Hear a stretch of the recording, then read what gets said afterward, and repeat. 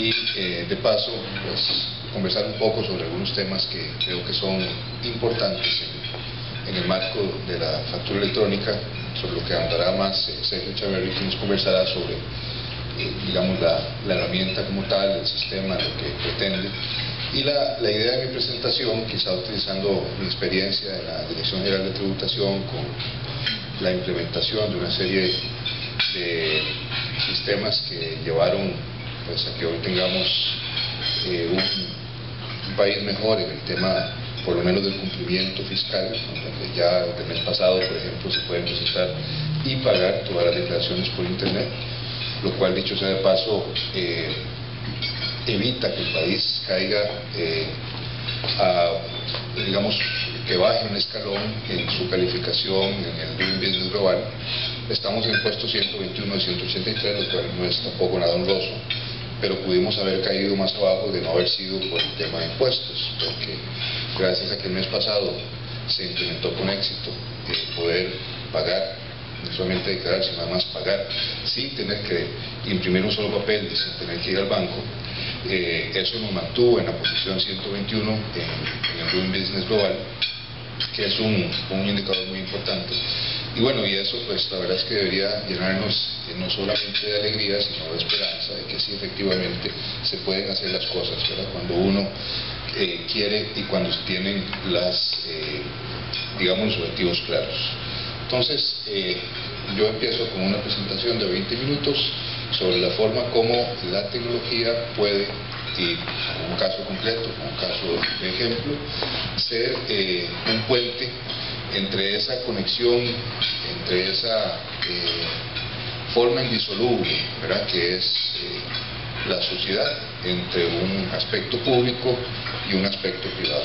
Y yo siempre he pensado, y se lo digo a mis alumnos de la universidad, que en el tema tan espinoso de los impuestos es donde más claramente se ve esa conexión entre lo privado y lo público, ¿verdad? Un poco el ejemplo que yo siempre utilizo: si vivimos en un condominio donde nuestra casa está en el condominio y el condominio tiene unos gastos de mantenimiento, hay que pagar el guarda, hay que pagar la planta de tratamiento de aguas, hay que pagar el mantenimiento de los jardines y de las zonas comunes, y de pronto los condominios deciden no pagar esa cuota condominal.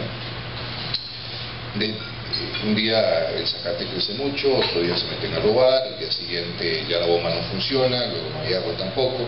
Entonces el precio de cada uno de los condominios empieza a bajar, básicamente porque el entorno donde está, ¿verdad?, el lugar donde está ubicado, se empieza a deteriorar. Por supuesto que si quien administra el condominio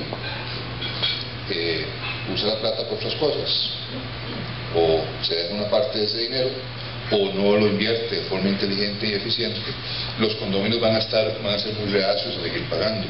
Pero cuando esa ecuación más o menos funciona y ese acuerdo más o menos se da, pareciera que entonces no tenemos problemas en pagar más cuotas condominales si vemos que nuestro entorno colectivo inmediato funciona, ¿verdad? Bajo esa ecuación, entonces, la idea es qué es lo que tenemos que hacer, qué es lo que se puede hacer desde el sector público, quienes están llamados a hacerlo, para lograr que las cosas sean más sencillas. Decía un artículo de La República que daba esta noticia que les comentaba sobre el Doing Business Global, que duele, pero es más sencillo. Así decía uno de los títulos del artículo: duele pagar impuestos, pero bueno, por lo menos que sea más sencillo, ¿verdad? Como ir al gimnasio. Si el gimnasio está cerca de la casa, uno va con mayor facilidad, pero si hay que además trasladarse mucho y es un poco difícil, tenemos un incentivo además para no ir. Pues con este tema de los impuestos parece ser más o menos lo mismo. ¿Cómo pasa? Aquí, digamos, hay 4 conceptos sobre los que por lo menos yo tengo la oportunidad de trabajar algunas cosas muy interesantes que trabajé mientras estuve en la Dirección General de Tributación. Yo había tenido oportunidad de estar en organizaciones grandes antes. Yo fui gerente de impuestos para América Latina de Intel. Tenía cosas importantes con toda la región que ver, pero nunca había tenido la oportunidad gerencial de estar al frente de una organización tan compleja, con tantas responsabilidades, con tanta gente y con tanto empleo, porque vieran ustedes los empleos que vean. Y una de las cosas que yo traté de decir era que no estaba mal lo que habían hecho. O sea, estaba bien. Yo no podía llegar a decir, miren, es que ustedes aquí en tributación han hecho todo mal. Imagínense ustedes lo que hubiera sido eso desde el punto de vista de motivación de la gente. No, se habían hecho cosas interesantes. Hace algunos años se había, por ejemplo, implementado un sistema para que cuando se utilizara la tarjeta de crédito, inmediatamente una parte de lo que ustedes pagan se retuviera como impuesto de ventas, asegurando una recaudación diaria de impuesto de ventas. Se había intentado hace 20 años una lotería fiscal que estaba mal como, digamos, en su ejecución, pero bien en su concepto. Se había iniciado con un proyecto de tributación digital muy ambicioso, con una plataforma muy robusta que había dado buenos resultados ahí donde se había implementado, y se venían dando pasos en temas de tributación digital y de ley y un poco de cosas más. Entonces lo que dijimos fue, vamos a construir sobre lo construido, hagamos como hacen como se construyen las ciudades europeas. A nadie se le ocurre botar el Coliseo en Roma, vamos a hacer alrededor del Coliseo las cosas que tengamos que hacer. A nadie se le ocurre votar la Biblioteca Nacional. Bueno, nosotros sí nos ocurrió votar, la verdad que es cuadras. Pero la idea sería que integremos sobre lo que ya existe y que construyamos sobre lo construido. Y sobre esa idea entonces fue donde nos montamos para integrar unas cosas que ya existían. El EIDI, que era un software de ayuda para hacer las declaraciones, que había que hacer unas mejoras importantes de validación, por ejemplo, de datos, y la interconectividad con los bancos, con la idea final de que para usted pagar los impuestos fuera exactamente igual que pagar un recibo de la luz o del agua. ¿Por qué no se puede hacer eso? ¿Por qué? ¿Por qué? Es que no se puede, pero ¿por qué? Pregunte por qué 5 veces y verá como al final, a la 5ª vez ya se queda sin obstáculos, ¿verdad? Y así fue como entonces yo empecé a cuestionar algunas cosas que se venían haciendo, sin decir que lo que se venía haciendo estaba mal, sino que efectivamente no era suficiente para lo que había que hacer. Como Einstein nos recordaba, tendemos a resolver los problemas que surgieron ayer desde la posición de ayer, cuando hoy estamos en otra posición. Hoy las cosas han cambiado y seguramente lo que se requiere para resolver ese problema es una cosa diferente. Hay un libro que se llama The Tipping Point, de Malcolm Gladwell, que yo les recomiendo, porque es un libro que plantea el poder que tienen las pequeñas cosas, los pequeños empujoncitos que te van dando las cosas, y que después, basado en la teoría de la epidemia, de un momento a otro, hay una especie de salto cuántico que hace que todo cambie. Pero todo se llega a ese punto gracias a que se han ido haciendo cosas poco a poco. Y me parece que en este país, por lo menos con mi experiencia, desde el punto de vista de la generación de leyes y sus cambios institucionales, aquí no podemos hacer nada muy radical. Aquí tratamos de hacer algo muy radical y todo el mundo se asusta, ¿verdad? O sea, viene Merlín con un sistema de compras de avanzada y todo, y pum, alguien mete un recurso, y no importa que lo meta, el tema es que se lo acepte, ¿verdad? Y el tema es que después de pronto alguien diga que efectivamente eso está bien y que qué barbaridad. Entonces, pareciera que no hay que menospreciar el valor que tienen los pequeños cambios, las cosas pequeñas que vamos haciendo. Es así como las sociedades han ido adelantándose, es así como se han ido logrando cosas. Casi nada en el mundo es producto de un golpe de timón absolutamente radical, sino que es la acumulación de una serie de procesos y pequeñas cosas que se van dando con el tiempo. Todos los procesos históricos importantes de la historia tienen más o menos eso en común. Y creo que lo otro que es fundamental en cualquier cosa que hagamos es tener claridad en lo que se quiere. Yo tuve esa experiencia en tributación. Yo pregunté, para ustedes, ¿qué debe hacer una misión tributaria? ¿Qué debe hacer? Le preguntaba yo a la gente. Pues había unas respuestas de cajón, otras más o menos innovadoras, pero como que nadie estaba enfocado en recaudar. El Club Sport Cartaginés tiene una deuda de 50 millones desde hacía 15 años. Bueno, había una deuda mía desde 2008 que nadie me había cobrado. En serio, pues que si me hubiera cobrado, lo hubiera pagado. Como tiene olor, está bien, pero ¿por qué nadie me cobró esa deuda desde 2008? ¿Por qué el 60% de los contribuyentes presentan declaraciones en cero? ¿Y por qué un gran número de declaraciones se presentan con impuesto a pagar y no se pagan? ¿Saben por qué? Porque no hay nadie que cobre. Así de sencillo. No hay nadie que cobre. ¿Qué es lo primero que tiene una organización tributaria? Cobrar. ¿Cobrar? Es así de sencillo. ¿Y qué hay que hacer para cobrar más rápido, para cobrar mejor? Bueno, primero hacer que eso es que tienen que pagar les sea más fácil. Es lo primerísimo. Y lo otro que tiene que hacer la Administración Tributaria es cuidar a los que sí están pagando. ¿Cómo cuida uno a los que sí están pagando? Persiguiendo a los que no. Pero persiguiendo a los que no a los que sí. Porque es que la fiscalización de tributación le cae siempre a los mismos. Si usted declaró 1.000 millones de pesos, seguramente me está ocultando por lo menos 500 más, entonces voy a ver dónde están. Cuando debería estar enfocado en aquellas empresas que presentan declaraciones con ingresos brutos de más de 2.000 millones de colones, con impuesto a pagar de menos de 100.000 colones. ¿Okay? Hay suficientes para estar ocupados un año entero de este tipo de contribuyentes. Pero eso pasa por tener claros los objetivos. Si no se sabe qué es lo que se quiere. Hay una serie de preguntas que estaban en la invitación que se les pasó para este evento, que son, digamos, en las que yo baso esta exposición de hoy. Y es un poco la experiencia pasando por las facilidades que nos da lo que se venga desarrollando y los seres humanos hayamos desarrollado en materia tecnológica para facilitar a las personas y a las organizaciones su tránsito por el público. O sea, si tenemos que pagar impuestos, por lo menos que no sea tan difícil, ¿verdad? Básicamente, si tenemos que hacer algunas cosas, que no sea tan difícil. Si tenemos que hacer una contabilidad y presentar una declaración, que no se nos vayan un montón de horas haciendo eso, sino que en la manera de lo posible eso sea lo más sencillo posible. Y ese tránsito por lo público es precisamente en lo que tenemos que estar enfocados, en qué es todos los días, de forma casi majadera. ¿Qué puedo hacer yo hoy para que las cosas sean más sencillas? ¿Verdad?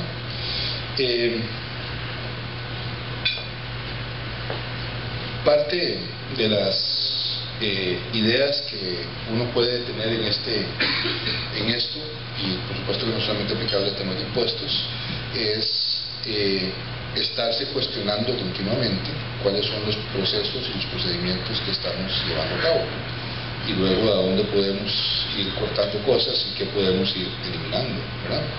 Por ejemplo, resulta que en este país hasta el año pasado teníamos que llevar libros legales, libros contables a mano y pasarlos a mano, además, imagínense ustedes, ¿verdad? Y a nadie, o sea, todos se lamentaban que qué barbaridad, que por qué tenemos que llevar eso, que por qué no lo eliminan, y todo el mundo decía hace falta una reforma legal. Pues había una ley de 2008, que es la ley de los documentos digitales, la ley de firma digital, que equipara los documentos electrónicos con los documentos físicos y les da exactamente el mismo valor, a menos que sean algunos actos notariales muy específicos, como por ejemplo los matrimonios, ¿verdad? O algún tipo de poderes para dar herencias y cosas así. Pues eso quiere decir que una factura electrónica se equipara con una factura de papel y tiene exactamente el mismo valor probatorio, y que un registro contable en una hoja de papel es exactamente igual que un registro contable en QuickBooks o en SAP o inclusive en una hoja de Excel con 2 columnas. Pues eso fue lo que interpretamos y punto.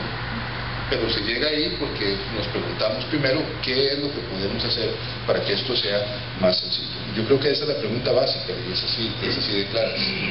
Luego, la otra pregunta de las 4 que tenemos para hoy, que sirvan como base para la reflexión que queremos hacer, es cuáles son las conexiones que hay entre los contadores, digamos, las tecnologías, contadores como una forma de representar la forma como hemos venido llevando las cuentas de las empresas y las organizaciones, las herramientas que hay para facilitar eso y la ley fiscal, ¿verdad? ¿Cómo podemos hacer que todo eso trabaje más o menos junto?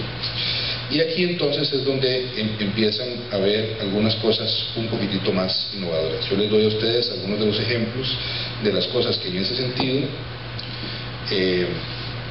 hemos experimentado en los últimos meses.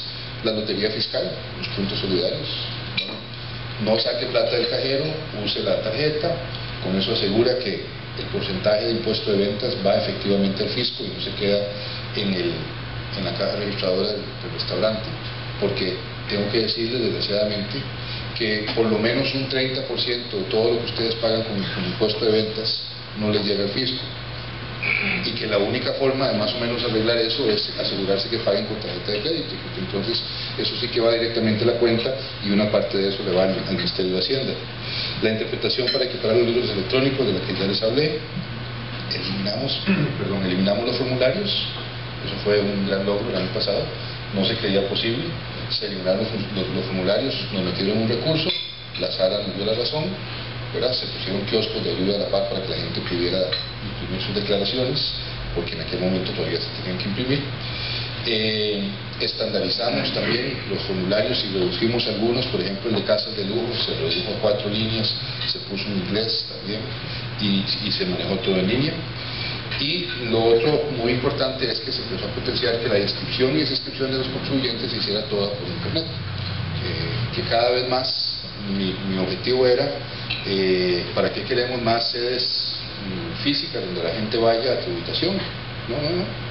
Lo que tenemos que hacer es que en cada municipalidad hayan 2 o 3 kioscos con una conexión de internet y en todos los CICERs, creo que se llaman del país, los centros, gracias. Que ahí hubiese una sede electrónica, pero no una computadora con información, sino un lugar donde usted tuviera la posibilidad de hacer trámites, de inscribirse, desescribirse, de hacer factura electrónica, si es el caso, y usted no puede, digamos, adquirir un sistema o no lo puede integrar con lo que usted tiene. Y bueno, y eso es parte de lo que creo que está en camino en pasar algún momento. Y también logramos plantear que las consultas electrónicas que hacen los abogados a tributación sobre algún tema fuesen firmadas, o se trató que fuesen siempre con firma digital y todas de forma electrónica, y no un mamotreto de papel que tenía que ser después contestado de esa manera, con un mensajero que lo llevara a notificar a algún lugar y demás. ¿Cómo hacer más amable lo relativo a los impuestos? La tercera pregunta.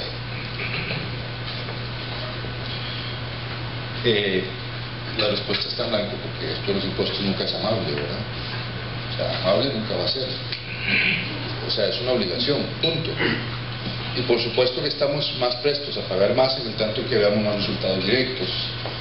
Decía el alcalde de Guevara, que invité a una clase en la universidad de estos, que él creía que la única forma de hacer reforma fiscal en este país era a través de tasas, o sea, donde la gente pagara algo y recibiera algo a cambio, porque ya los ticos habíamos dejado de creer, 1, en el principio de solidaridad, y 2, en la eficiencia del Estado, que entonces estábamos menos dispuestos a pagar impuestos de rentas, impuestos de ventas, y estaríamos más dispuestos a pagar más por algunas cosas que veamos, una tasa para educación, una tasa para salud, qué sé yo, ¿verdad? Un poco más como a nivel municipal.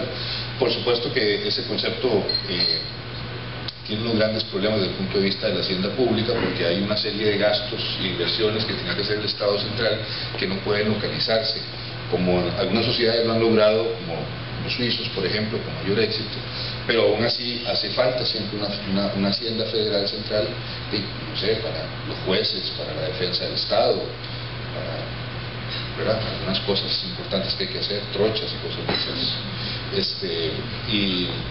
Y bueno, pero sí que es cierto que la percepción negativa que tenemos sobre los impuestos pasa por la percepción negativa que tenemos sobre el trabajo del Estado, ¿verdad? O sea, eso es una cosa que es indisoluble y que creo que hasta que no resolvamos eso como sociedad no vamos a poder dar ningún paso hacia una reforma fiscal integral. En todo caso, ¿cómo sin reforma fiscal integral? Y si usted le pregunta a un danés que paga casi un 70% de su renta en impuestos, ¿verdad?, si está contento con pagar tanto impuesto, por supuesto que le va a decir que no.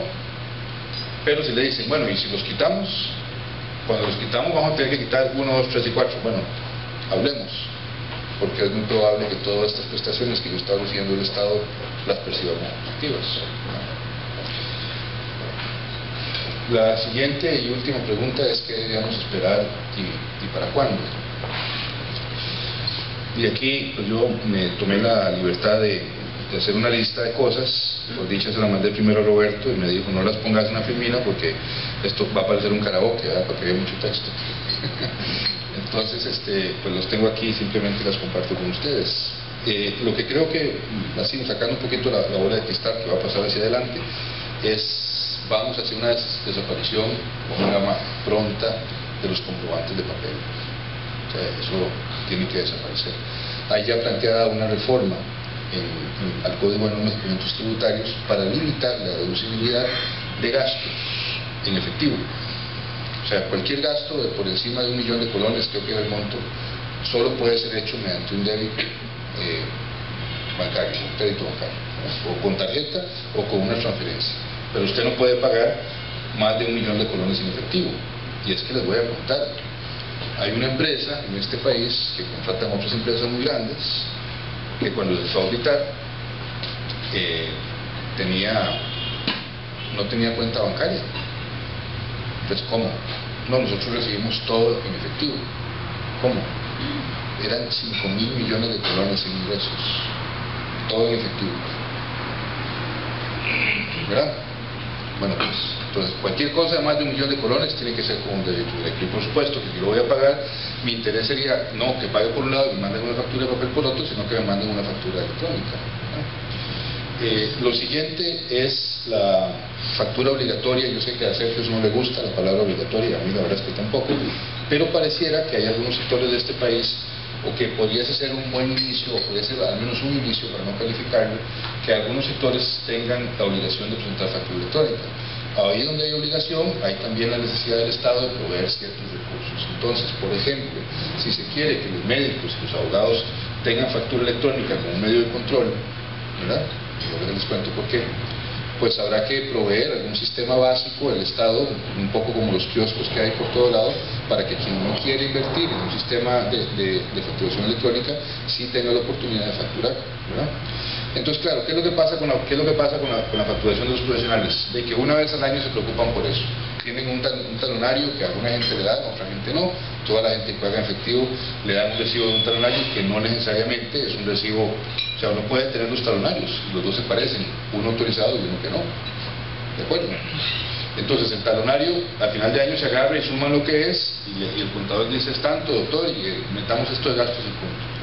Cuando eso no sea así, y mes a mes usted tenga un reporte de lo facturado, empieza a ser evidente que no tiene ningún sentido que un doctor con un consultorio encima haya facturado 50.000 colones en un mes. No tiene sentido. Punto. El promedio de declaración anual de impuesto de renta de los profesionales liberales son 35.000 colones. 35.000 colones al año de impuesto de renta.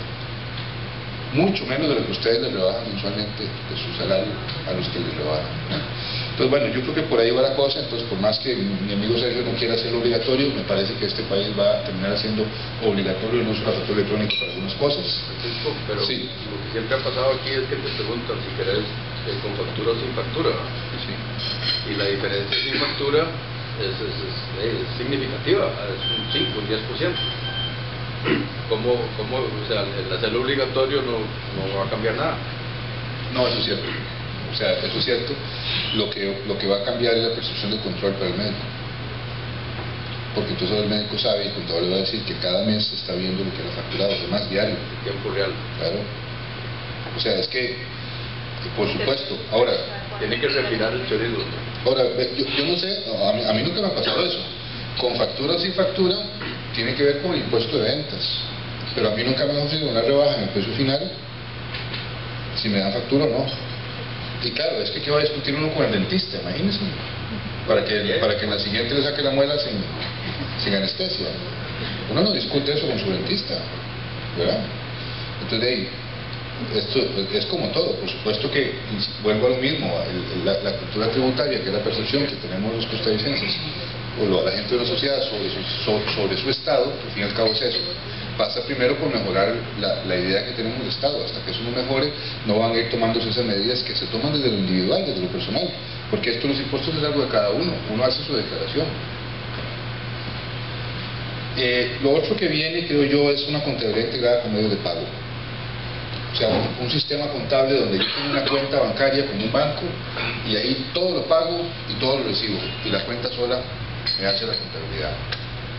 Después me conecta con facturas que hace Sergio, y después de eso me conecta con una declaración modelo que si yo estoy de acuerdo, le hago clic y se va de una vez, y si no, puedo llamar a un contador para que haga algunos ajustes si es que hace falta algo. Por ejemplo, un activo que yo canjeé, entonces no entró por efectivo, ¿verdad? O una venta que hice a cambio, o sea, yo cambio unos servicios por, qué sé yo, por una computadora, etc. Luego creo que viene acceso a mayor información bancaria. Hay una gran presión sobre el país para que cada vez sea más transparente en esto, y si bien el sector bancario está muy preocupado y ha venido perdiendo terreno con los años, lo ha defendido muy bien, creo que cada vez va a haber mayor acceso a la información bancaria, lo cual también es preocupante, porque cuando lo que me sucede a mí, esta desafortunada experiencia que tuve, cuando yo voy a la Nación, me llama a pedir una investigación de la Nación, me enseñan las declaraciones mías, las de mi familia, todo, tenían toda la información, y eso como ciudadano me preocupó. Me acordé del proceso, me acordé de Joseph K., me acordé de Kafka, me sentí muy mal, sentí que los derechos individuales no valen nada. Y si eso es así con la información tributaria, si tributación va a tener acceso a las cuentas bancarias de la gente de forma indiscriminada, la verdad es que a mí me preocupa un poco. Pero creo que eso es algo inevitable, va a venir con el tiempo. Van a haber mayores cruces de información, porque cada vez más la D151 y los medios de cruce de información se van a ir sofisticando y haciéndose además más eficientes. La contabilidad se va a convertir en una especie de seguimiento de protocolos, van a haber cuentas, planes generales contables que van a ser muy estandarizado la forma como establecemos los gastos. Este gasto solo se llama de esta manera, ¿verdad? El almuerzo, el viaje a Disney con los chiquitos no es un gasto de representación, ¿verdad? La escuela de los niños no es un gasto de capacitación, y eso se logra estandarizando bien los nombres de las cuentas. Luego creo que va a venir también, como tienen los chilenos, una propuesta de declaración con toda la información que tiene la admisión tributaria, que se va cruzando. Entonces yo tengo todos mis gastos y todos mis ingresos. En algún momento tributación puede decir, no, esta es la declaración suya del año pasado, esto es lo que le han reportado como comprado usted, esto es lo que usted ha reportado como pagado, aquí está lo que yo creo que es su declaración. Si está de acuerdo, pulse aquí, y si no, pues haga su declaración usted, ¿verdad? Que es así un poco como funciona en algunos países.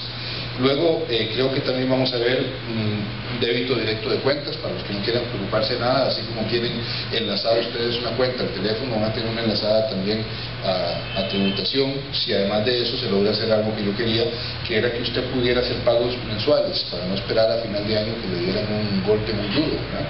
Entonces usted autoriza que tributación le rebaje 50.000 pesos al mes de impuesto de renta, y a final de año nada más paga la diferencia, ¿verdad? Con un débito directo. O le devuelve plata. O le devuelve plata que... Sí, bueno, pero por supuesto... En otros países se devuelve plata. Sí, claro, por supuesto. Sacarle cálculos diarios. Por supuesto. Eso sería maravilloso, ¿verdad? Luego la otra cosa que puede ser que veamos en el futuro, que a mí al menos me encantaría ver, es una serie de estándares, de certificaciones que podamos dar a la gente que está en el negocio a los auditores financieros, a los contadores públicos autorizados. Si usted tiene esta serie de protocolos, si los estados financieros de sus clientes tienen estas notas de esta manera, si usted sigue esta forma de hacer trabajo y yo lo verifico a usted, usted me dice quiénes son sus clientes, ¿verdad? Y no es que no los vamos a ver, pero por lo menos estos clientes están en teoría siendo o comportándose de conformidad con ciertos estándares. Eso no es una idea, no es una ocurrencia, lo están haciendo los holandeses, tienen muchísimo éxito, y creo que podría ser que los limitados recursos de la administración se enfoquen en los que realmente se están portando mal, ¿no? Y no en todos ahí a como vaya saliendo. Creo que luego viene también que ya hay una ley de incentivos económicos para el uso de tecnologías. Hay un incentivo que se está planteando en la nueva reforma del Código de Normas, que plantea hasta un 1% de la recaudación total en incentivos para el uso de tecnologías nuevas. Entonces, por ejemplo, si se incorpora una nueva tecnología, alguna tarjeta de control, alguna cosa, podría usarse hasta un 1% de la recaudación para devolverle eso a los contribuyentes, ¿verdad? O para hacer devoluciones de impuestos cuando efectivamente usted diga, me someto a este sistema, todo electrónico, todo enlazado con una cuenta, entonces yo le doy a usted X porcentaje de vuelta de sus impuestos, como una forma de decirle, ya como usted no me tengo que preocupar, no tengo que tener recursos planteados en control de sus contabilidades.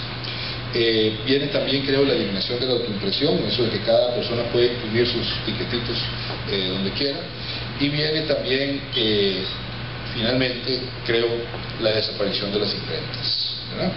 De las imprentas autorizadas. Eso es un poco lo que veo venir. Y luego, ¿qué va a pasar con los contadores? Tendrán que tener un papel nuevo. O sea, si un sistema puede registrar todo de una forma automática, si las facturas electrónicas son tiradas por un sistema, se suben a otro lugar, como les va a contar ahora, creo, Sergio, para ser pagadas y ser negociadas y transadas en el mercado, ¿qué es lo que harían los contadores a futuro? Bueno, a mí me parece que los contadores tienen que ser lo que deben ser, que son asesores de sus clientes sobre temas de manejo de flujo efectivo, sobre temas de inversiones, sobre el tema de planificación estratégica, sobre la forma en que se está reflejando la información y qué significa eso para el crecimiento de la empresa y demás, pero no para estar haciendo registros contables en un sistemita. Perdona, todas estas cosas que acabas de decir me dan la impresión a mí que aumentaría la recaudación considerablemente, al punto de eliminar el déficit. O sea, hay algo que no nos estás contando, es el punto mío, ¿verdad? Que eso parece ser muchísimo más fácil que pasar leyes por la asamblea. ¿O hay algo que estoy perdiendo yo? Sí, no sé si lo entiendo bien, pero creo que tu pregunta tiene que ver con si efectivamente lo que nosotros necesitamos es mejorar la recaudación y no poner más impuestos, ¿verdad? Que eso ha sido un poco lo que siempre ha reclamado la oposición cuando ha habido algún intento de reforma. Yo creo que es el primer paso que hay que dar, ¿verdad? Lo primero que hay que hacer es ordenar el tema del gasto y después también el tema de la recaudación. Todo esto que acabo de decir tiene que ver con eso. Yo estoy enfocado aquí no solamente en la mejora de la recaudación, sino también en ver cómo reducimos el número de horas que las empresas utilizan en hacer las declaraciones, en pagar y los recursos que tienen que utilizar para eso. En los principios de la imposición hay uno que es la eficiencia del sistema en virtud de la medición del coste fiscal indirecto, que es lo que yo tengo que gastarme en asesores, en contadores, en sistemas, en papel, en horas para poder pagar mis impuestos, ¿verdad? Veía ahora con Roberto una estadística de la OECD, la media, ahorita no recuerdo, pero digamos el número de horas que se utilizan en América Latina versus países de la OECD para cumplir con las obligaciones tributarias es de más de un 30%. O sea, aquí gastamos mucho más tiempo en esas cosas que lo que gastan los europeos. Y eso es precisamente porque los europeos tienen cosas como las que yo les acabo de contar y que eso es lo que necesariamente tenemos que ir nosotros. Ahora, ¿hace falta una reforma fiscal o no? Que ya realmente eso, ¿verdad?, es un tema, yo digo que es un tema para meses tragos, ¿sí?, porque es un tema muy político, ¿verdad? Es un tema de que nos pongamos de acuerdo como sociedad de cuál es la carga fiscal que queremos, y la carga fiscal se mide por un porcentaje del PIB, ¿verdad? Y ese, claro que puede trabajarse del lado del gasto como del lado del ingreso. Creo que hasta que no exista una conciencia y una convicción social de que se está haciendo todo para que todo el mundo pague bien, cualquier posibilidad de nuevos impuestos está vedada. Vean ustedes que no sé si ustedes recordarán, pero cuando yo tuve la oportunidad de estar en la dirección, lo que empezó siendo como un reclamo de que es que aquí no se cobraban bien los impuestos, poco a poco dejó de hablarse.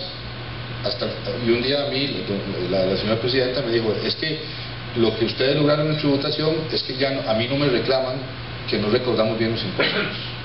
Y seguramente sí, todavía hay mucho trabajo que hacer, pero por supuesto que eso es lo primero que hay que hacer. O sea, el mejor sistema del mundo, ustedes ponen un IVA y no ponen cosas como estas, lo que termina pasando es que los mismos tontos de siempre pagan más y los mismos vivos de siempre no pagan nada. Ahora los mismos tontos de siempre pagan también por los servicios, o pagan 2% más, ¿verdad? Pero si usted no logra que el sistema sea un sistema que entre en todo lugar, que se perciba que hay controles, que efectivamente sea más sencillo, lo que va a pasar es que cualquier sistema, digamos, cualquier ley de renta o de ventas que pongamos, va a terminar corriendo en una suerte. Va a quedar como un queso de esos que están llenos de huecos. Yo no voy a hablar de la era por factura electrónica, es de lo que hablará. Sí, perdón. Digamos que de lo que usted nos ha contado, ¿verdad?, se ve que se están haciendo esfuerzos para recolectar información y poder dar ese seguimiento que usted dice, o sea, poder cobrar y tomar decisiones fundamentadas, ¿verdad?, con hechos, que no sean solo palabras. me preocupa una cosa, y eso que usted decía al final, que decía que el ideal sería como tener estándares, protocolos estándares, ¿verdad? Ya se está trabajando algo en eso. Le pregunto lo siguiente, porque si nosotros vemos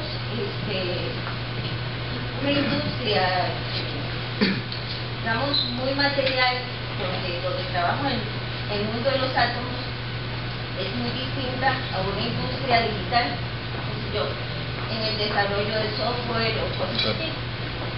Porque el desarrollo de software, su materia prima son las personas que me producen, ¿verdad?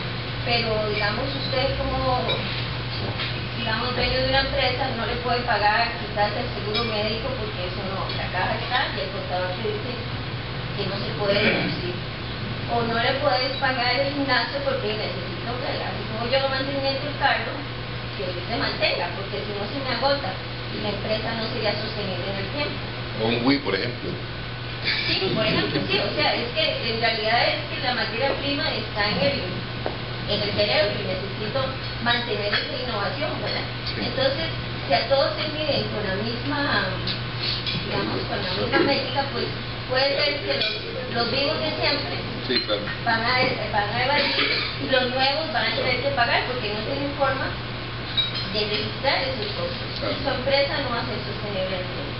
Entonces ahí la inquietud es que ya se está pensando eso, porque lo ideal sería tener reflexión por industria.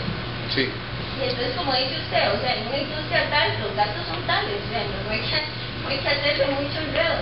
Aún nada más que usted vea dependiendo de su tamaño, pero esa clasificación es clave, ¿verdad? Sí. Porque es como lo ve uno en el mundo digital cuando uno hablaba, la parte sintáctica es lo que usted nos habló al principio, pero cuando ya hablamos de estándares y eso es como la parte semántica, ese significado, ¿sobre eso se está haciendo algo? No, todavía no. Hacia eso es lo que debería irse. Ahí, eso que usted claramente plantea, que es una preocupación muy válida, se resuelve con planes generales contables sectorizados. Okay. Hay uno para la industria del automóvil, hay uno para la industria financiera, hay uno para la industria de los seguros, hay uno para la industria del desarrollo de software.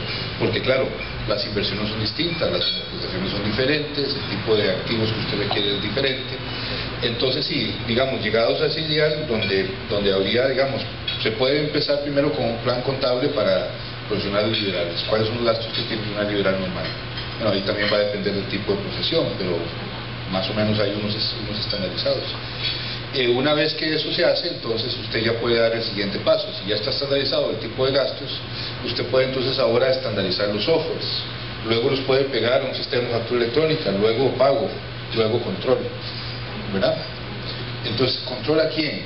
A los que entonces ahora sí podemos ver unas desviaciones significativas en su comportamiento con respecto a la industria, y no a todos. Es que ahora un poco la auditoría se va haciendo como todo el mundo se porta mal, no importa dónde llego, siempre hay algo, ¿verdad?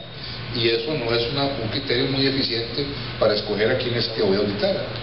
Pues, por ejemplo, en los contribuyentes lo que estábamos haciendo, que yo espero que lo sigan haciendo ahora, era sectorizar, tomar un grupo de contribuyentes en un sector, establecer unos indicadores básicos y luego decir, este se está alejando de los indicadores de todos los demás.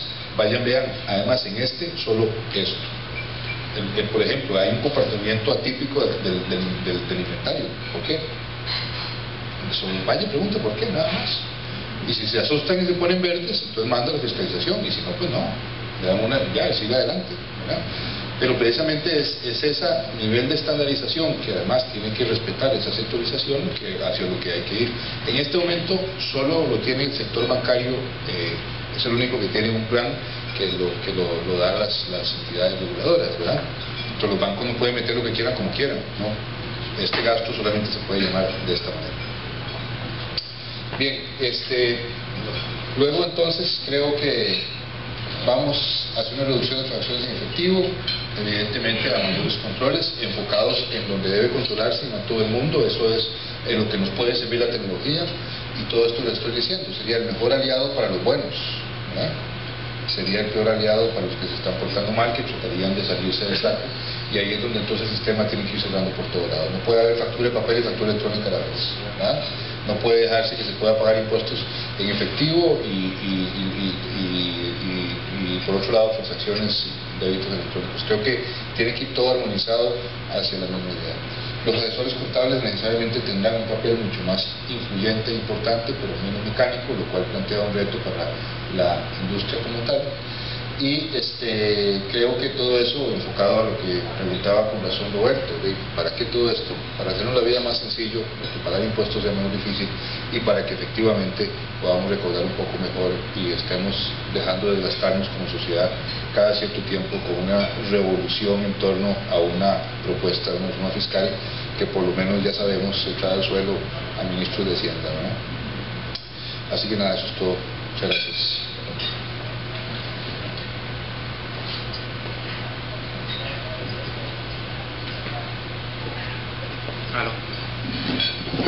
Aló.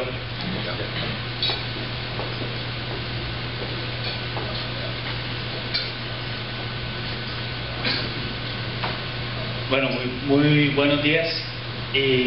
La intención de la presentación mía es aterrizar específicamente en este concepto de la facturación electrónica, que cada vez está sonando más en el país, se está viendo como el plan B al famoso plan fiscal, pero lo que nosotros nos hemos encontrado en el mercado es, desde la pregunta más básica, como, bueno, pero ¿qué es la factura electrónica? Yo ya genero facturas electrónicas, yo tengo un sistema de contabilidad y yo puedo autoimprimir y de vez en cuando mando la factura electrónica por correo electrónico desde hace mucho tiempo. ¿Y en qué consiste la factura electrónica? Yo quisiera que esta presentación, esta parte mía fuera interactiva desde el punto de vista de que, por favor, cualquier duda me pueden interrumpir, no necesariamente hay que esperar hasta el final. De hecho, como para incentivar un poquito eso, yo me traje unos libros que escribió el socio mío de Chile, que es sobre la experiencia nuestra en factura electrónica a nivel de América Latina.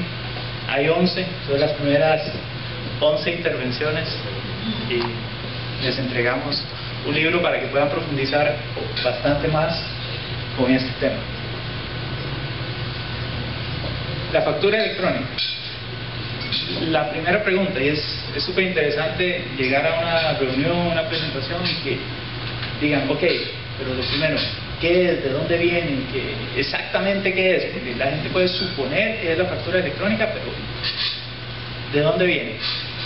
Vean, la factura electrónica no es más que la evolución natural que todas las cosas en este mundo tienen. ¿A qué me refiero? Si nosotros nos devolvemos 50 años atrás, había máquinas de escribir, la comunicación era por cartas, había memorándums, la música era con tocadiscos, si nos volvemos más tiempo no habían autos, habían caballos, o sea, y distintos segmentos en distintas industrias, música, entretenimiento, comunicación, han ido evolucionando. Los teléfonos, por ejemplo, que ahora los celulares que todos andamos, cada vez los usamos menos para llamar y más para un montón de cosas que no están asociadas con las llamadas. Si nos ponemos a pensar y a ver a nuestro alrededor, la realidad de las empresas nuestras en este momento, hemos evolucionado en muchísimas áreas, pero las facturas y el manejo de las facturas están como hace 50 años o hasta más.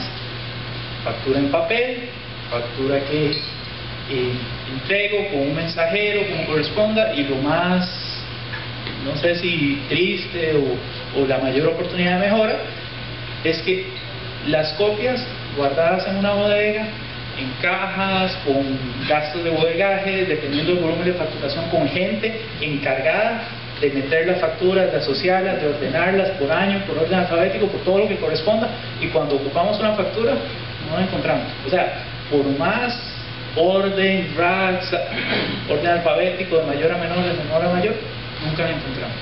Entonces la facturación electrónica es la evolución natural de algo que se había quedado atrás cuando muchísimas otras áreas habían evolucionado. En este caso, la facturación. A nivel latinoamericano, la factura electrónica empezó en Chile, empezó en el año 2002. La legislación de factura electrónica chilena se basó en el modelo español de factura electrónica, que había empezado en 1997. ¿Y qué hicieron los chilenos? Se trajeron ese concepto de la facturación electrónica, pero lo tropicalizaron para la realidad latinoamericana. Y la realidad latinoamericana, muy asociada a todo lo que comentaba Francisco, es que es un modelo tributario basado en la desconfianza del contribuyente. ¿Por qué? Por todo lo que se comentó en esta primera parte. Con factura, sin factura, que mete un montón de gastos, escuela. En general, la cultura latinoamericana es basada en la desconfianza del contribuyente. Entonces, cuando se piensa en esa evolución de la factura electrónica, hay que pensar en evolucionar, pero sin perder el control. Entonces, por eso se hace una legislación que Chile fue el primer país en iniciar, en donde se piensa en una estructura específica, en el manejo de firma digital, en la entrega electrónica, en la validación en línea con las administraciones tributarias, en el almacenamiento durante varios años, 5 en promedio, en la auditoría pero en formato electrónico de las administraciones tributarias, a tal punto que en septiembre pasado yo estaba en un evento mundial de facturación electrónica, que es un evento que se realiza año pasado fue en España, en donde todos los actores mundiales de facturación electrónica participan, y ellos cuando hablaban con nosotros se referían a los rígidos y estrictos modelos latinoamericanos de facturación electrónica. ¿Por qué? Porque decía, ustedes están locos. Cuando hablaban los brasileños, por ejemplo, que Brasil empezó la factura electrónica en el 2006, ya Brasil con su complejidad tributaria, yo creo que entre Brasil y India pelean por ver quién tiene el modelo tributario más complejo del mundo. Sí, bueno, todavía eso es peor. Newton Oller, que es el representante de la Administración Tributaria de Brasil, exponía ante un foro de europeos y decía, nosotros tenemos la factura electrónica, la tenemos obligatoria, tenemos factura mercantil, que es para productos, tenemos facturas para servicios, lo tenemos por los distintos municipios, tenemos interacción en línea con la Administración Tributaria y tenemos ahora un proyecto de geoposición en donde se factura, se valida en línea con la Administración Tributaria, y cuando la mercadería se carga en un camión por GPS, la Administración Tributaria va monitoreando para ver si efectivamente esa mercadería va del emisor de la factura al receptor de la factura. Y los europeos decían, wow, están de verdad volados. Pero a la vez, cuando se revisaban las estadísticas, alababan el crecimiento a nivel latinoamericano y el nivel de penetración de la factura electrónica. ¿Por qué? Por ese tema tan polémico de la obligatoriedad. Actualmente en Brasil la factura electrónica es obligatoria, en México es obligatoria, que son las dos principales potencias de América Latina. Entonces eso hace a nivel estadístico que haya un crecimiento en el nivel de penetración de hasta un 500% cuando se compara año con año. Y eso cuando se compara con los índices de crecimiento europeos, pues es algo completamente impresionante. Sí. Primer libro, exactamente. En Brasil arrancó en el 2006 y en México. México arrancó en el 2005. Los mexicanos, y después, el primer país, como para explicar un poquito el orden, el primer país fue México en 2002, perdón, Chile en 2002, después pasó México en el 2005, Chile y México empezaron sin obligatoriedad, Brasil y Argentina empezaron en el 2006, ambos lo hicieron obligatorio, y esa obligatoriedad no es como automática, la factura electrónica es obligatoria y todo el mundo tiene que empezar a facturar electrónicamente mañana. Es una obligatoriedad paulatina, por sectores, por volúmenes de facturación, ahí hay toda una estrategia que se tiene que definir. En Argentina es obligatoria para ciertos sectores, pero ha tenido el problema de que lo hicieron obligatorio, pero no normaron penas, entonces fue obligatoria, un montón de empresas no se subieron y fue como, bueno, ¿y ahora qué hacemos? Si no se hizo nada, entonces se perdió bastante credibilidad en el tema de la facturación electrónica. Segundo libro. ¿Cómo manejó la administración tributaria el tema de apoyo o acompañamiento a las empresas? Porque uno de los principales problemas creo yo es precisamente eso. Cuando usted va a decirle a una empresa que tiene que invertir en un sistema como bien se mencionaba hace rato, lo que más uno va a decir, bueno, ¿verdad? Si ya después sí tenemos problemas para recaudar impuestos, por otro lado, obligar a la empresa a adquirir un sistema para lograr el sistema un poco complicado. ¿Qué hizo como la administración tributaria o el gobierno ¿Qué podemos hacer nosotros aquí para eficientes, que sean de una forma un poco más rápida? Que lo primero que hicieron, que es mi principal crítica a la administración tributaria antes y después de la era de Francisco, es que hicieron un proyecto factura electrónica con una visión a 5 años plazo y con un responsable. Yo cuando me he sentado con ellos, yo les digo, ¿qué? ¿Pero cuál es la visión? ¿Qué quieren hacer? Aquí en Costa Rica, yo no sé si ustedes sabían, la factura electrónica es permitida desde 2007. 5 años vamos a cumplir ahora en octubre. Y todo el mundo habla como la novedad. Yo he visto periódicos y medios que dicen, hey, la factura electrónica se va a aprobar en Costa Rica. Y yo digo, ¿cómo que se va a aprobar? Me dan ganas de llamar al periodista y decir, por favor, investigue antes de publicar algo así. Se va a mejorar y va a evolucionar. Sí. Tal vez para complementar eso, quizás aquí en Costa Rica hemos tenido experiencias que se nos olvida las experiencias pasadas para capitalizar las experiencias como en estos casos. Yo fui testigo cuando en los años 90 tributación, Hacienda empezó con lo de las aduanas. Puso a todo el mundo ya cero papel, empezar con toda la declaración de aduanas. En ese momento Hacienda tenía un equipo de proyecto, ahí hicieron un programita que se repartió precisamente para quitar las excusas, ¿verdad? Porque no es que no tienen dinero, simplemente excusas. Y también a veces es mejor visualizarlo en forma integral, porque así no hay que inventar el agua tibia en todo lado. Entonces, el mismo ministerio vivió esa experiencia, y eso en los 90 hace 20 años. Entonces es cuestión de que recuerde qué hizo. No, incluso eso fue antes de TICA. O sea, TICA fue la evolución de un sistema que se llamó el CIA. Y eso fue en la época más difícil, porque ahí puede pasar de papel a lo digital, donde ya quitó el hecho de que yo lo pasaba primero o segundo, ¿verdad? Esa experiencia perfectamente podría recordarse y capitalizarse para lo que ahora se quiere hacer. Y hoy, por ejemplo, todos los auxiliares de la función aduanera tienen un sistema donde recolectan información y tienen un elemento que les permite hacer la interfaz con el Ministerio de Hacienda. Entonces, al fin y al cabo, si uno lo ve desde el punto de vista técnico, es integración de información y que se definan claramente las reglas, ¿verdad? Pero naturalmente, como lo dijo Francisco, como usted está diciendo, tenemos que tener una visión clara, porque si no uno va para atrás, otro para el lado y se pierde muchísima gente. Exactamente.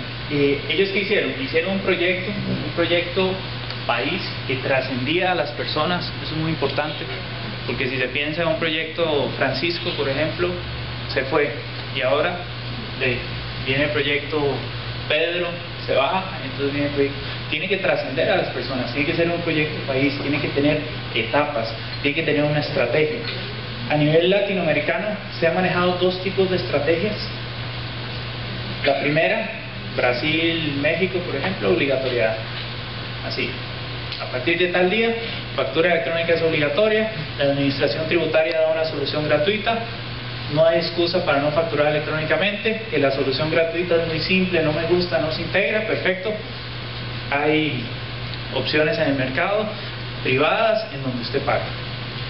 México, sí. Un poco refiriéndonos a estas opciones en el mercado, ¿cuál ha sido la participación del sector TI en un proceso como este? Porque efectivamente uno podría pensar que un profesional dedicado a temas de salud, a temas de derecho, no tenga demasiado interés, inclusive no tenga la plataforma de recursos para darle mantenimiento a un sistema, tener respaldos de sus facturas electrónicas, y que todo eso podría inclusive comprarse como un servicio. ¿Cuál ha sido el impacto en la industria del TI en general en un proceso de estos en otros países de Latinoamérica?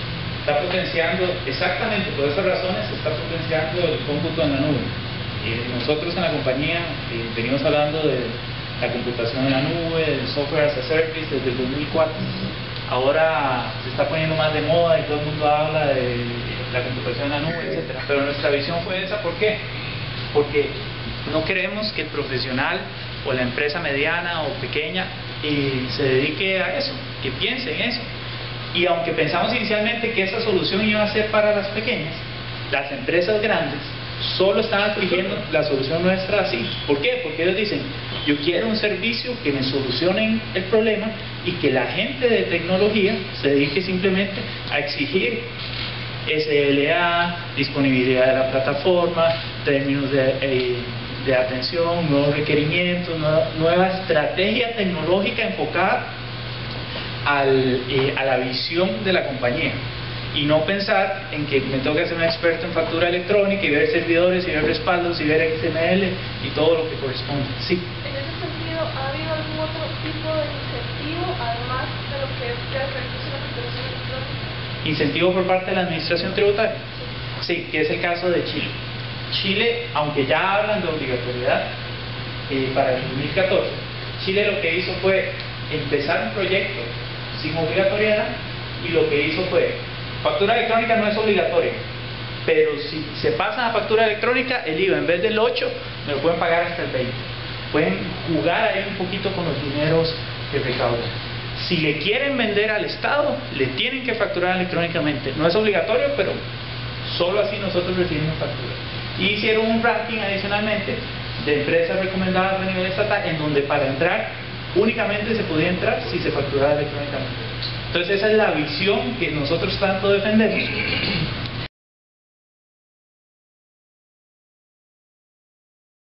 Temas de poder agrupar, digamos, los diferentes sectores y poder tener información de cuál es su desempeño, cuál es su eficiencia, ¿verdad? Cuál es su comportamiento fiscal también, ¿verdad? Entonces yo no sé hasta qué punto, digamos, hablar solamente de factura digital a veces se nos queda limitado en la local. No sé si debería existir, digamos, algún tipo de superintendencia mercantil, que creo que ya existen en otros lugares, donde poco a poco se va consolidando esa información y los diferentes conceptos contables empiezan a amarrarse en tiempo con ya mayores niveles de detalle sobre los ingresos, sobre los gastos. Entonces ya, para efectos fiscales hay todo un objetivo ahí, pero para efectos de competitividad del país, para efectos de análisis de sectores, para efectos de riesgos de crédito, ¿verdad? Empiezan también a analizarse otras variables. Sí. No sé cómo lo has visto en otro. O sea, para bien o para mal, yo estoy de acuerdo absolutamente en esa posición, y de hecho que es el otro punto ahí que voy a revisar de la era post factura electrónica, porque no crean que con la factura electrónica se acaba, con la factura electrónica empieza el tema. Entonces es súper interesante. Nosotros vacilamos en la empresa Signature porque decimos que nosotros andamos ahí como con la máquina del tiempo, porque ahora estamos en Costa Rica hablando de la factura electrónica, de cómo tiene que empezar esto, lo otro, y ahora en la tarde me voy para Chile, entonces empezamos a hablar de la segunda derivada de la factura electrónica, luego, entonces estamos ahí como en switch, pasado, presente, futuro, dependiendo del punto de vista. El catalizador es el tributario. Son todas las administraciones tributarias en todos los países, y esa es la primera etapa, y ellos son los que ponen la obligatoriedad. Ahora bien, a partir de ahí es que se empiezan a dar como segundas derivadas de la facturación electrónica todos esos beneficios muy naturales, digamos, como el pago electrónico, el factoring electrónico. Me estoy adelantando un poquito, la contabilidad electrónica. No voy a profundizar porque ya voy a entrar para profundizar eso. Esos son beneficios muy obvios, digamos, que ya se están manejando en otros países. Y luego hay unos todavía más potentes, es por ejemplo el tema del relacionamiento empresarial basado en la facturación electrónica. Con todos esos temas ya de competitividad, de relacionamiento, de ampliar mercados, de eficiencia, etcétera, en donde ya se van potenciando. Pero el catalizador inicial siempre es el tema tributario. Nada más, sí. Acerca de la información o acerca de la seguridad de la información financiera, porque al final del día los ingresos y toda esta información que le llega a protección, porque según la pide perfecto, pero las empresas manejan cierta seguridad de eso al tenerla en sus bodegas, en sus cosas. Cuando es electrónica, todavía peor, se manejaba por un tercero, que me dice a mí que nadie va a llegar si va a accesar una de esas bases de datos y obtiene información de miles de empresas, de cientos de empresas que están afinadas con ellos, toda la información financiera de esas empresas hay almacenada. Entonces estamos hablando de que el robo informático o el espionaje entre compañías se puede volver masivo. Desde cuando usted llegó y accesó, no sé, la base de su empresa, ya no me llevé una empresa, me llevé todas las que ustedes tienen. Entonces, ¿qué seguridad se le puede brindar a los clientes o a las personas que están haciendo en ese sentido? ¿Qué es lo que se les dice? Ok, lo primero, hay dos escenarios, digamos, si usted fuera el cliente mío y estamos ahí en una presentación, yo le diría, primero hay dos escenarios. Uno, el tema en la nube, que es lo más común, tiene toda la seguridad, tienes manejo de firma digital, de monitoreo, de todo lo que corresponde, encripción de la información. O sea, no es solo meterse a robar la información. Si alguien es lo suficientemente hacker y conveniente para robar la información, se va a meter a donde sea que la tenga. O sea, se va a meter al banco, se va a meter a esto, se va a meter a lo otro, porque la información no solo está registrada en las facturas. De hecho, la información de la factura es medio sin gracia. Hay fuentes de información más interesantes, pero sin embargo, si genera esa desconfianza en la empresa, todo lo que corresponde, nosotros también y otras empresas también ofrecen las soluciones in-house, en donde se le dice, hey empresa, en su data center, con su seguridad, en donde solo usted tiene la información, ahí puede almacenar las facturas. Ahora bien, que viene el segundo tema, las facturas no son solo de la empresa. Toda factura electrónica tiene dos dueños, el que la emite y el que la recibe.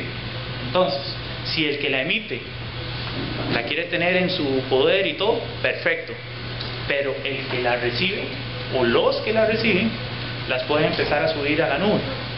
Entonces, desde ese punto de vista, pues las facturas electrónicas y la información, porque en general la información de todo es increíble. Si uno se pone a ver, no sé, en un datum, en una información de un banco, en mil lugares la información está ahí. Entonces ese riesgo se puede minimizar de muchísimas formas, pero entendiendo que la realidad es que está la inscripción, está todo el tema de la información. Aunque la factura se maneje en papel y se meta en una bóveda cerrada, la información no solo está en el papel, está en los sistemas contables, en los sistemas de pagos, en los correos electrónicos, hay mil y un formas. ¿Serio? Sí. Mira, eso de la confidencialidad de la información es el motivo por el cual no hay mercado de valores en Costa Rica. O sea, si las empresas públicas, esa información es pública. Usted sabe lo que vendió Apple ayer. Eso todo el mundo publica, la información de ingresos y eventos y gastos, por ley. Aquí la gente prefiere no vender patrimonio para no enseñar los libros. Y por eso es que no existe mercado de valores, porque es una sociedad totalmente opaca. Y eso nació en el año 49, cuando inventaron el secreto bancario, todo secreto. El estado de default de la información es confidencial. Y a menos que me obliguen a publicarla, es súper confidencial. La otra que quería mencionar es que yo que ustedes, en general, reconsideraría si es la motivación fiscal el motor para desarrollar esta tecnología. Porque, yo no sé si es el caso en toda Latinoamérica, pero aquí tenemos la experiencia del TICA, que nos demuestra que la resistencia al cambio no viene solo del lado del contribuyente. Hay una resistencia muy, muy fuerte dentro de la administración tributaria, por motivos que todos sabemos. Entonces va a ser muy difícil. Sin embargo, la factura electrónica, se hacen 2 millones de facturas diarias en Costa Rica. Solo el costo de todas las copias, y el otro día, por cierto, firmé una factura para la caja del seguro, lleva 8 copias. ¿Ok? Pero bueno, solo el papel, ¿sí? ¿Ok? Solo el papel de 2 millones de facturas diarias es un ahorro importante. Pero hay otro todavía más grande. Tenemos una flotilla de mensajeros que están quemando gasolina en motores de 2 tiempos, envenenando la ciudad, que lo único, si usted le revisa el maletín a los mensajeros, antes eran cheques y facturas, hoy en día son casi solo facturas lo que llevan. Y todavía hay otro ahorro más importante que esos dos, y es el pequeño ejército de gente que tienen todas las empresas procesando incoming documents. Las facturas, o sea, el beneficio para mí más importante de la factura electrónica no es que yo pueda emitir facturas electrónicas, es que me facturen electrónicamente. Porque cuando me facturan electrónicamente, yo me la puedo chupar y contabilizar, listo, se acabó. Y toda la gente que tiene todas las empresas procesando facturas entrantes, se acabó. O sea, si usted promueve eso, a través de las cámaras de industrias y de comercio, etcétera, el que no se afilie, el que no quiera hacer factura electrónica es fiscalmente sospechoso, automáticamente, porque para él prefiere no recoger ese beneficio que le ofrece la factura electrónica para que no me vean lo que tengo que hacer, y ese debería caer inmediatamente. Es una idea nada más. Por aquí había pues, el último. La consulta es si eso está aprobado desde el 2007, ¿cuál ha sido el principal obstáculo para que no se utilice, o lo que decía el desconocimiento? No, o sea, ese es uno, pero el principal es el desconocimiento. Yo llego a una empresa a hablar de factura electrónica y me dicen lo que les decía al inicio. Ok, pero ¿qué es la factura electrónica? Es legal, se puede, ¿en qué consiste? Y yo, sí, llame a Hacienda. Francisco no me deja mentir, llama a Hacienda, a gente de grandes contribuyentes, y le dicen, no, eso no existe. Y yo, Dios mío, pero debe el nombre para reportar a esa persona. Yo he dado capacitaciones a gente de Hacienda, sé que otra gente ha dado capacitaciones, y es difícil, pero eso es el tema. El principal impulsor de la factura electrónica en los demás países es la administración tributaria. Es la primera etapa, es al que más le interesa, al menos al inicio, y aquí ha sido como al revés. En 2007, yo aprobé la factura electrónica por presión de las empresas y ahí la dejé, y ni siquiera mi gente interna sabe qué es bien la factura electrónica, y por ahí hay unos cuantos que empiezan a hablar, empiezan a impulsar el tema, pero no debería ser. Nosotros en nuestra gestión de venta en otros países llegamos, ok, Signature es la empresa que bla bla bla bla bla. ¿Por qué? Ya todo el mundo sabe que es factura electrónica, ¿para qué sirve? ¿Cuáles son los beneficios? Aquí yo llego, la factura electrónica sirve para esto, sí es legal, le da estos beneficios. El 80% de las presentaciones nuestras es explicar qué es la factura electrónica, y el 20% es, ok, ahora bien, la empresa tiene esta experiencia desde este año. Entonces, ese es el principal. ¿Qué tan difícil está que sea obligatorio? Está muy difícil. Yo no sé.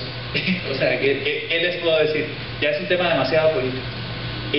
Sí ha ido mejorando, han ido saliendo nuevas legislaciones, se ha ido haciendo más concisa y más robusta. Hay un tema importante para la administración tributaria. Actualmente hay un modelo offline. ¿Qué quiere decir eso? En Costa Rica, cualquiera de las empresas que usted representa se pasa a factura electrónica, compra una solución, software como servicio, compra, como lo quieran hacer, empiezan a facturar electrónicamente, y Hacienda no se da cuenta de nada. Para Hacienda es igual el acceso a la información día a día que si se estuviera con facturas en papel o si se estuviera con facturas en formato electrónico. ¿Por qué? Porque es completamente desconectado. Hacienda no interactúa con las soluciones. En otros países, Chile, Brasil, México, cuando se factura hay una interacción con las administraciones tributarias. Entonces, por eso es que hay un aumento en la recaudación. Ojo con eso, porque pensar en un proyecto de factura electrónica, pensar en obligatoriedad, prometer aumento en recaudación y seguir offline, se está engañando a nivel de administración tributaria. Sergio, pero eso sí está establecido en la regulación que está hoy.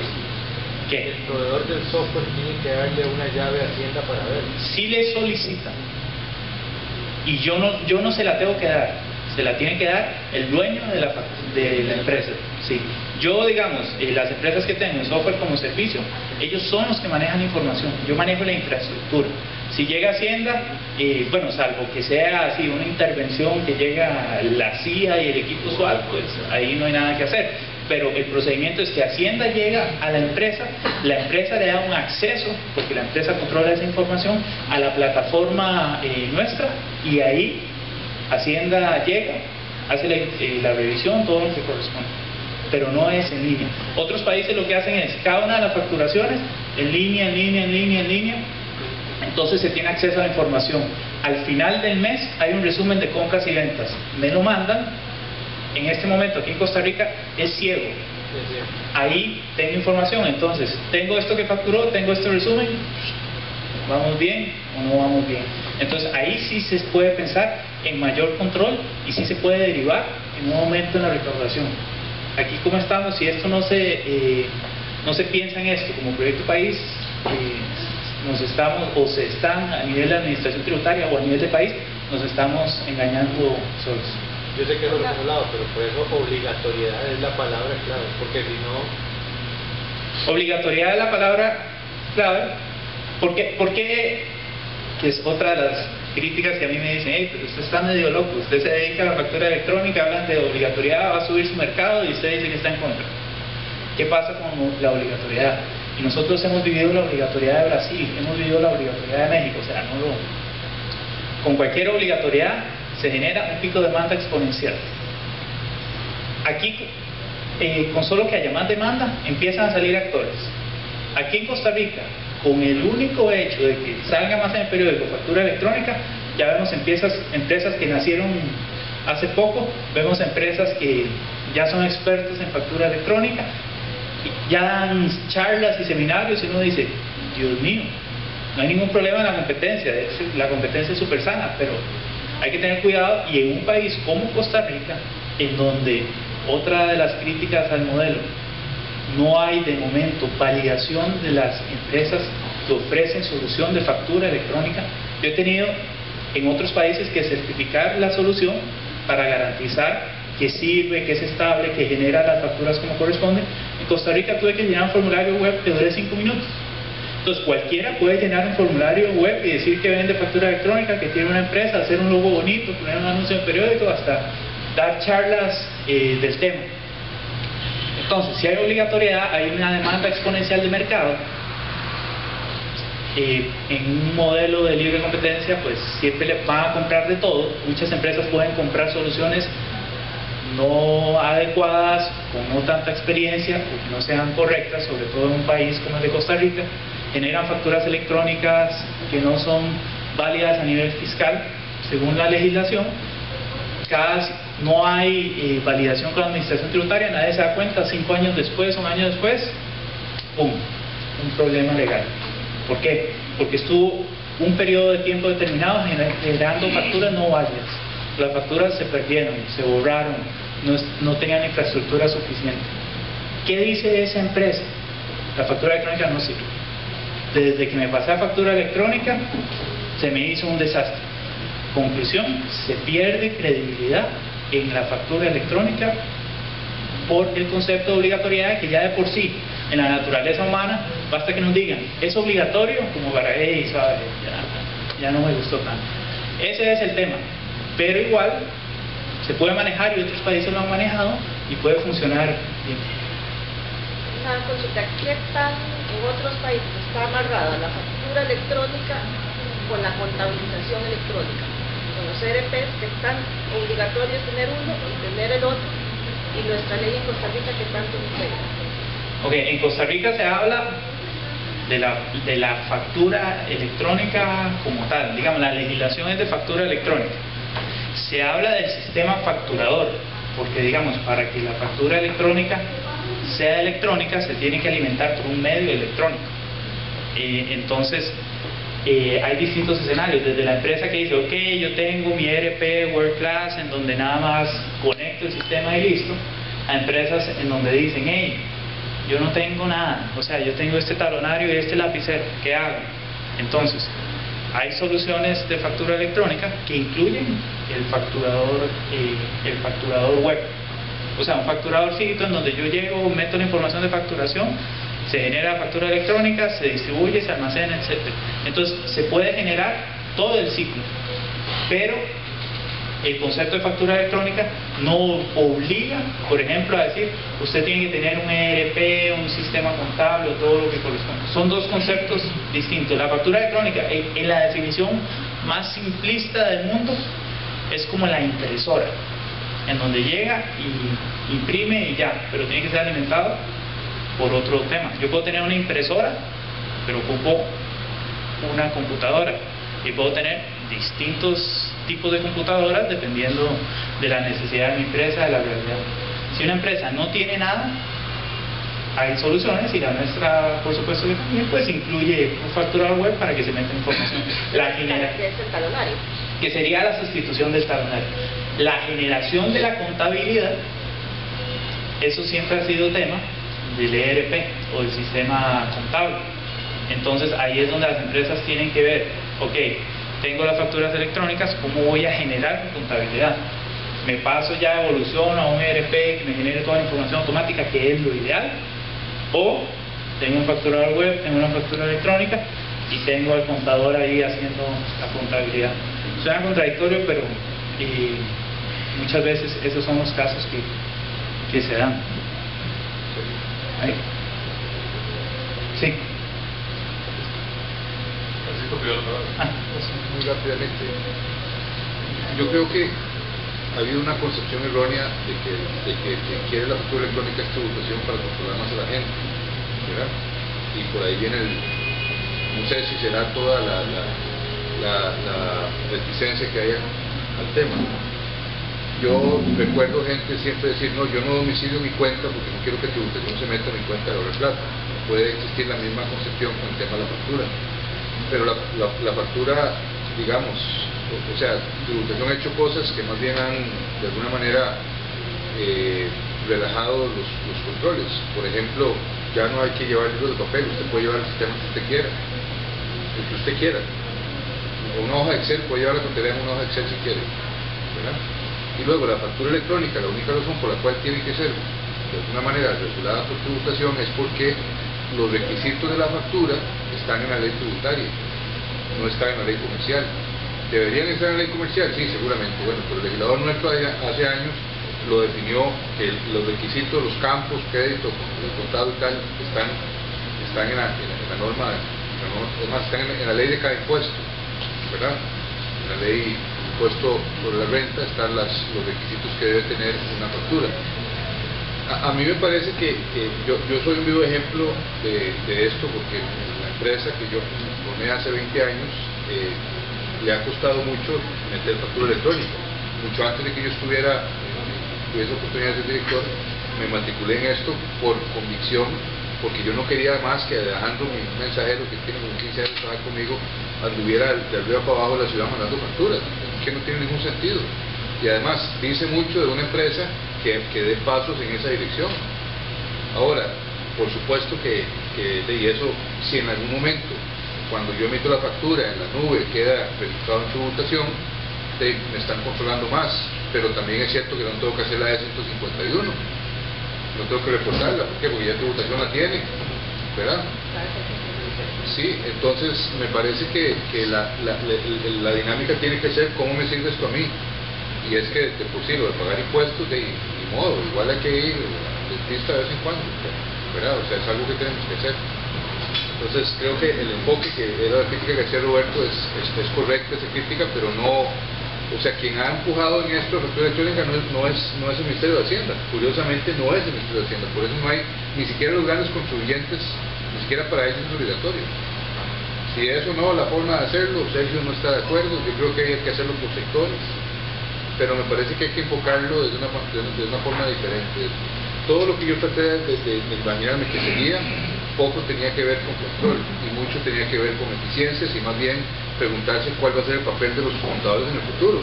Porque yo los veo desapareciendo como los conocemos hoy, metiendo transacciones en sistemas, ¿verdad? No, yo tal vez quería agregar que no es fácil. Nosotros, por ejemplo, en La Nación tenemos que más de 2 años de estar implementando el sistema, y realmente partimos de la evangelización, por ejemplo, de South Consulting, porque realmente en eso uno no sabe ni por dónde empezar. Y la motivación, ¿qué fue? Simplificación de manejo de papel, porque ni siquiera las cosas, bueno, en realidad el Ministerio ha hecho una campaña muy grande con el tema de la firma digital, y que ya venía y que era obligatorio, y de ahí uno como empresa tiene que ver cómo se prepara. No es fácil, es muy elaborado, uno va por procesos, y tal vez para comentarle a Liliana desde la caja, como no sabíamos cómo hacerlo, nos fuimos por un modelo de nube, ¿verdad? Precisamente para tener toda la asesoría y digamos que ellos asumieran la responsabilidad del proceso. Sí, hicimos contingencias, sincronización, cosas que no habíamos, hay cosas que nosotros estamos sincronizando a nivel local. y cosas que hemos ido ajustando en el camino. De hecho, este mes hicimos un montón de cambios que ellos nos ayudaron por nuevos requerimientos de Hacienda que se planteó y que tenía un límite. Y tal vez, digamos, no estamos logrando el objetivo que tiene esto al final, porque no es aplicable todavía, pero el orden, el poder encontrar los documentos, eliminar todo el tema de las copias, prepararse para el momento en que esto sea obligatorio. Yo creo dos cosas: uno, que la asociación con quien lo vaya uno a hacer es clave, y dos, cómo se vende el proyecto a nivel de la empresa. Pero es posible, hay muchos beneficios, y la manera en que uno, yo por lo menos creo mucho en el tema de la nube, y que es un potenciador, si uno se casa bien con el proveedor adecuado, de ayudarte a probar un proceso, y si después lo querés asumir, lo puedes asumir.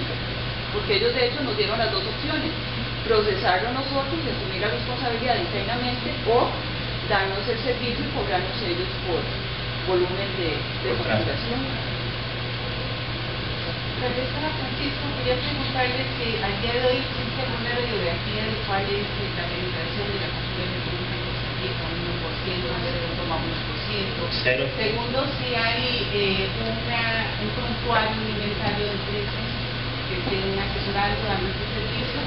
Y tercero, que muchas empresas o organizaciones que estén migrando a la factura electrónica, a lo mejor se están tirando la gran embarcada y van a tener una bomba de tiempo, porque como dice Sergio, no están certificadas debidamente. Sí, ha habido creo que yo no tengo el dato de penetración, pero debe ser mínimo. O sea, no llega a 40 empresas, para que tengan una idea de qué tan pocas, y a nivel porcentual habría que poner muchos ceros. Y una de esas 40 es ICS Consultores Martínez. Y no hemos terminado, o sea, tenemos todo ese tiempo y ellos han sido súper pacientes y todavía nos falta. Sí, porque procesos, porque es un grupo, ¿verdad? Entonces ahí están todas las empresas, sistemas.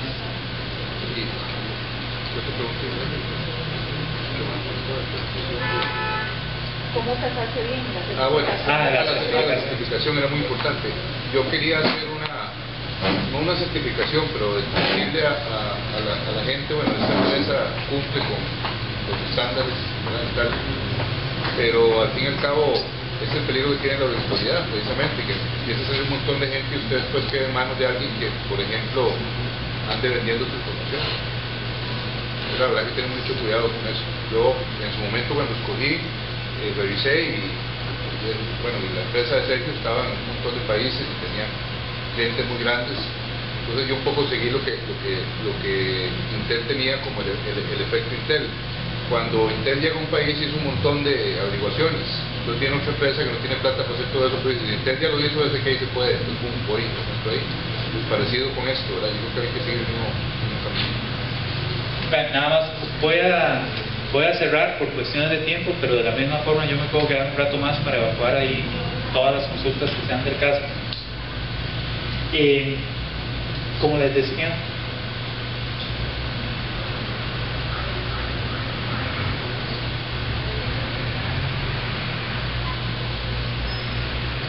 les decía, el tema de la factura electrónica es el inicio, es la materia prima. Nosotros, para que tengan una idea, en México, Brasil y Chile, que son los países con más nivel de penetración de la factura electrónica, estamos lanzando un concepto que se llama Gold Socket, que es una red de relacionamiento empresarial basada en la facturación electrónica, que toma la materia prima factura electrónica, siendo facturas emitidas por quien quiera, le centraliza la información a empresas de todo tipo y empiezan a tener relacionamiento empresarial, pueden hacer pagos electrónicos, pueden hacer facturación electrónico, pueden tener contabilidad electrónica, es un servicio completamente gratuito. Entonces ahí es donde se empieza a sacar el provecho de estos beneficios de la facturación electrónica. Muchísima gente me ha preguntado, hey, ¿y por qué no en Costa Rica? Simple y sencillamente porque en Costa Rica ni siquiera hemos dado el primer paso de que hayan facturas electrónicas. y en esos otros países todo ese tema ha sido una revolución bastante importante. El concepto de visualización desde dispositivos móviles, la disponibilidad de mis servicios hacia los que compran servicios similares, si yo estoy comprando servicios, ver quién más vende servicios o productos similares. Es como el Facebook de las empresas, de verdad, recuerden ese nombre.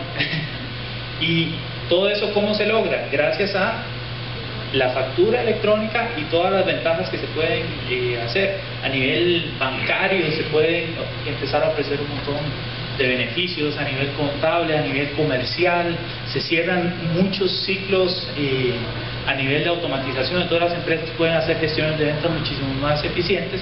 Entonces, como ahora hablábamos, aunque la factura electrónica tiene un catalizador inicial tributario, que sea ese nada más el que dé el empujoncito, pero a nivel interno, para las empresas, son muchísimos los beneficios.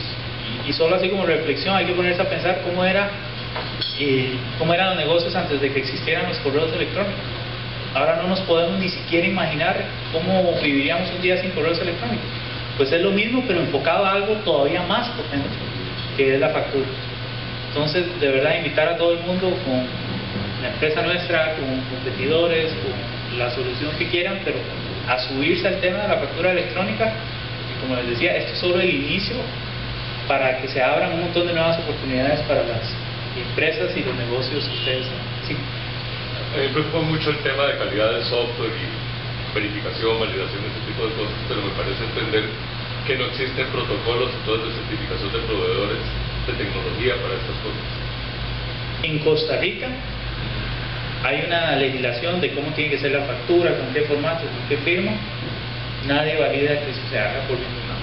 Entonces, por ejemplo, digamos, en otro terreno totalmente, y eso lo mencioné a Laura hace un tiempo, en Canadá se establecieron estándares, por ejemplo, para los sistemas de servicios médicos, odontológicos y demás, y tiene que ver un poco con los seguros médicos y otras cosas de ese estilo, pero existen entidades que certifican los productos de software que se instalan en los consultorios, en las clínicas, en los hospitales, todo lo demás, de manera que el sistema de información realmente es distribuido, tiene distintas unidades, digamos, satelitales, pero hay protocolos muy estrictos para determinar si un proveedor de tecnología cumple o no cumple con esos estándares.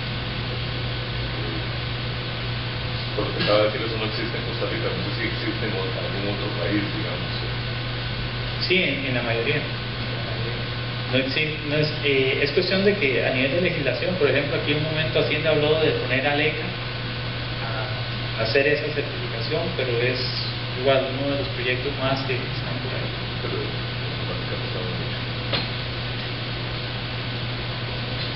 Nada más voy a... sí, es que ya me van a apagar el micrófono. No, y eso sería, muchísimas gracias, yo de verdad quedo a la orden y toda la organización a la orden. Si tienen más consultas, con todo gusto, ya que me voy a quedar un rato más y les voy a dar mis tarjetas por si quieren más información. Muchas gracias. Quiero darle las gracias a don Francisco y a Sergio por la exposición de hoy. Quedan convidados a quedarse un ratito más los que tengan tiempo. Algunos estamos muy tallados de tiempo. Muchísimas gracias por su tiempo. Muchas gracias. Buenos días.